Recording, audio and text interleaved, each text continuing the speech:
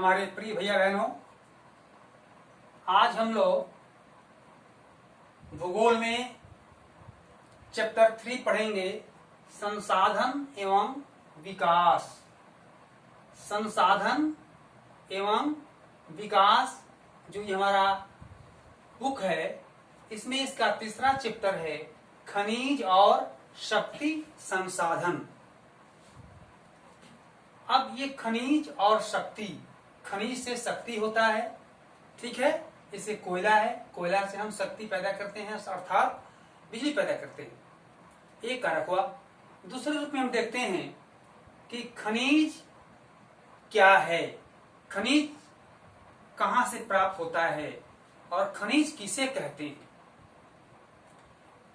तो प्राकृतिक रूप से प्राप्त होने वाला रासायनिक संगठन को हम खनिज कहते हैं। जो प्रकृति ने हमारे पृथ्वी के अंदर खनिजों को समावेशित किया है, दिया है, उसको हम खनन के परिणाम स्वरूप प्राप्त करते हैं, जिसका एक रासायनिक संगठन होता है, जिसको हम खनिज कहते हैं। भूगोल की परिभाषा में हम लोग पहले चैप्टर को जब पढ़े थे तो मैंने बताया था कि भूगोल किसको कहते हैं। कोई बता सकता है? चलो अदिति बताओ, भूगोल किसे कहते हैं? भूगोल के अंतर्गत क्या क्या अध्ययन करते हैं? हाँ ठीक है, ठीक, सब ठीक ठीक बोल रहे, चलो। हाँ, भूगोल के अंतर्गत हम पृथ्वी, आकाश, वायु, जल, हाँ ठीक, जो बोल रही हो सही बोल रहे हो, ठीक वो बता रही हो। इसको मैंने परिष्करण करके, शुद्ध करके मैंने बताया था कि पृथ्वी के आंतरिक और बाह्य तथ्यों का अध्ययन ही भूगोल है। अर्थात पृथ्वी के अंदर ये खनिज प्राप्त होता है। खनिज में लोहा, सोना, चांदी, पेट्रोलियम, कोयला इत्यादि, जिप्सम, अभ्रक इत्यादि, ये सभी हमारे पृथ्वी के अंदर से प्राप्त होता है। इसीलिए उसकी परिभाषा हो गई कि पृथ्वी के आंतरिक और बाह्य तथ्यों का अध्ययन ही भूगोल है। पृथ्वी पर होने वाले आर्थिक और सांस्कृतिक और पदार्थ से युक्त क्रियाओं का अध्ययन भी भूगोल कहलाता है। पर्यावरण से संबंधित तथ्यों का अध्ययन भूगोल कहलाता है। प्रत्येक देश, गांव कह लो, देश कह लो और विदेश कह लो, के मानव का विकास और उद्योग के बारे में अध्ययन ही भूगोल कहलाता है। अब हम आते हैं अपने मेन टॉपिक पर, खनिज। खनिज प्राकृतिक रूप से पृथ्वी के अंदर पाया जाने वाला एक खनिज, जिसका एक रासायनिक संगठन होता है, जिसको हम खनिज कहते हैं। अब खनिज में लोहा, सोना, चांदी, कोयला, पेट्रोलियम, ठीक है, ये सब। अब खनिजों का वितरण भैया बहनों प्रत्येक जगह समान नहीं है। खनिजों का वितरण जो है समान नहीं है, ठीक है। वितरण, ये इसका वितरण प्रत्येक जगह असमान है, असमान, ठीक है। जैसे हम देखते हैं, एक कोयला ले लो, जैसे कोयला खनिज प्रत्येक जगह एक जैसा नहीं है। कोयला, ठीक है, कोयला है, या मान लो कि पेट्रोलियम है। क्या शक्तिनगर में या क्या हमारे उत्तर प्रदेश में पेट्रोल निकलता है? नहीं।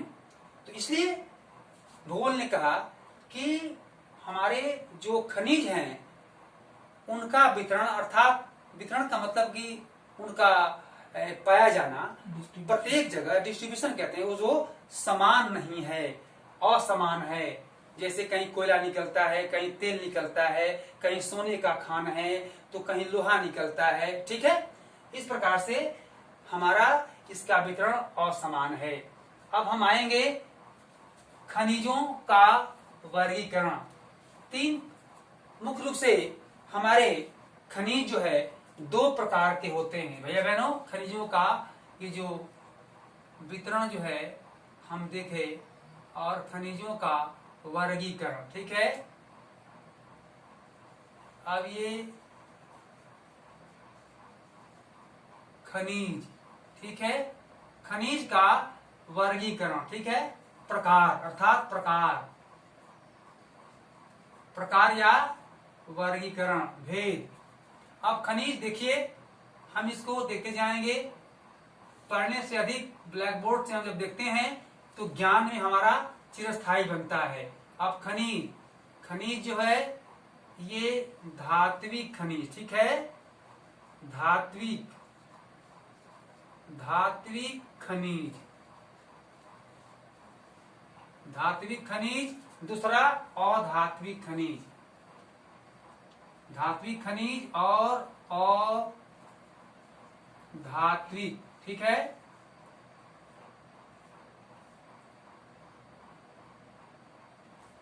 कोई दूसरा चीज समझेगा नहीं, बोलेगा नहीं।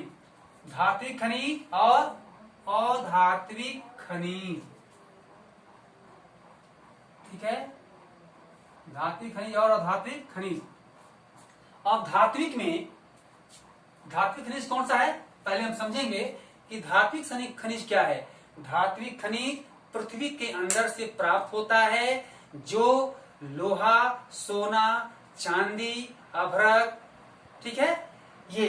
तो अब धात्विक में हम देखते हैं इसका दो भाग है, एक तो लौह, ठीक है, धात्विक के दो भाग हो गया, लौह, लौह खनिज, ठीक है, लौह खनिज, और दूसरा हो गया अलौह, अलौह, ठीक है, अलौह खनिज। धात्विक खनिज और अधात्विक। तो धात्विक में लौह खनिज, अलौह। लौह क्या है?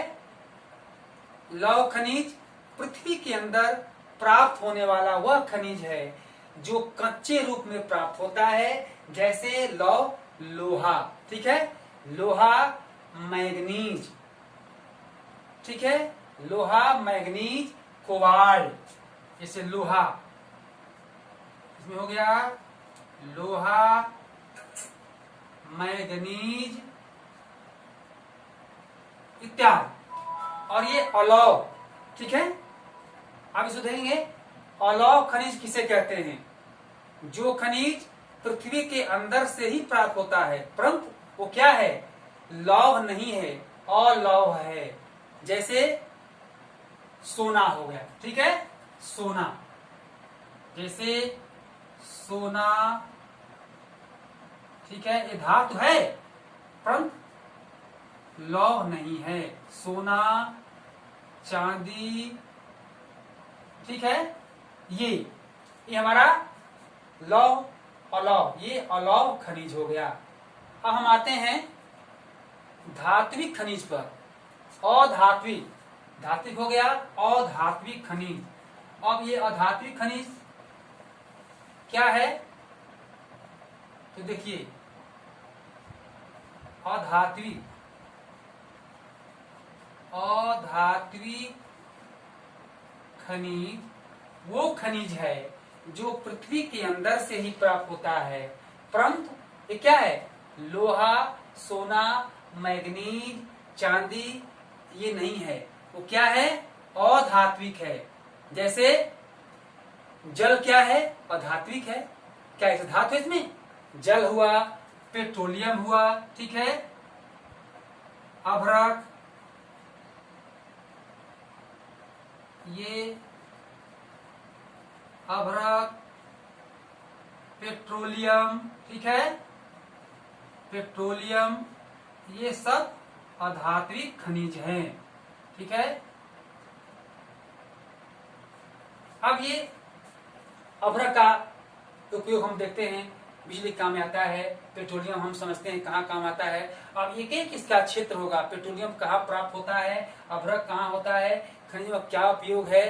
अब अभी भैया बहन हम लोग केवल देख रहे हैं खनिज, और ये शक्ति के संसाधन हमारी कोयला, और शक्ति के संसाधन हमारा पेट्रोलियम भी है, अभ्रक भी है। ये सब एक दूसरे से अटैचमेंट हैं, और ये हमारे एक दूसरे के अपने आप में कार्य के रूप में हमें वह स्वरूप प्रदान करता है जिसके द्वारा हम शक्ति प्राप्त करते हैं। और पेट्रोलियम से कई गैस संसाधन है, गैस भी हमको प्राप्त होता है, ये भी हमारा आधात्मिक खनिज है, गैस। और गैस से भी हमारा शक्ति का संसाधन होता है, पेट्रोलियम से ही बनता है, और एक खनिज कोयला से ही बनता है। इस प्रकार से इस लेसन में हम लोग इतनी बात अभी तक हम लोग जानकारी प्राप्त कर रहे हैं। इसमें से कहीं किसी को संदेह हो तो आप एक दूसरे से पूछ करके इसको कंपेयर करेंगे, और कहीं समझ में ना आए तो फिर उसको वो बताएंगे भी।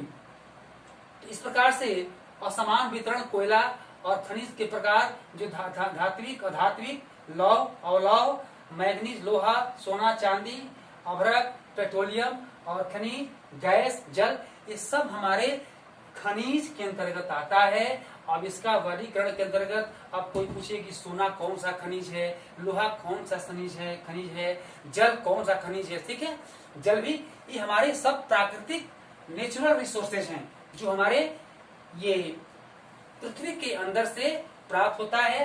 ये खनिज हमें अनेक प्रकार के अवयवों को समाप्त करके और इसका उपयोग करके हमें शक्ति के संसाधन के रूप में हमें विद्यमान कराता है। इस तरीके से हम लोग इस पाठ के जो अभी तक ये खनिज का जो वर्गीकरण है इस चीज को बनाएंगे, और पाठ को आप अध्याय को पढ़ेंगे, और जो इसके बाद जो आपका क्वेश्चन आंसर दिया गया है उसको आप लोग लिखेंगे। धन्यवाद।